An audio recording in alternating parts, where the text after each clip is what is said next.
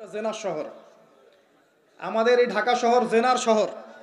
আপনাকে এটা বোঝার জন্য আমার লেকচার না শুনে আপনি পেপার পত্রিকা ঘাটেন, অনলাইন সার্চ করেন, দেখবেন এই শহরে আনাচে কানাচে জেনা হয় এবং ওপেন জেনা হয়, মানুষ জেনাকে হালাল মনে করে।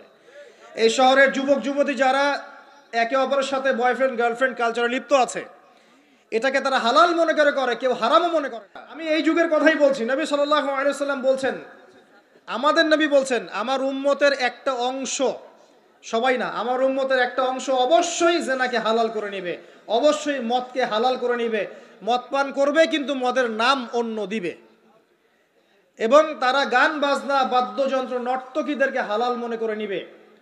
নবী সাল্লাল্লাহু আলাইহি ওয়াসাল্লাম বলেছেন, যখন সমাজে এরকম পাপ বাড়ে তখন সমাজে এমন সব রোগ ব্যাধি আসে যা আগে কখনো ছিল না। এবং এদের ব্যাপারে নবীজি বলেছেন, একদিন সকালবেলা আল্লাহ পাক এদেরকে বানর এবং শুয়োর বানিয়ে দিবেন। কিয়ামতের আগে এই ঘটনাও ঘটবে, বিকৃত হবে, ভূমিধস, ভূমিকম্প, ভূমিধস এবং আকৃতির বিকৃতি, এগুলো আযাব আসবে আল্লাহর পক্ষ থেকে, এই জেনা, এই ব্যভিচার, এই পরকীয়া, নোংরামি, অশ্লীলতার কারণে।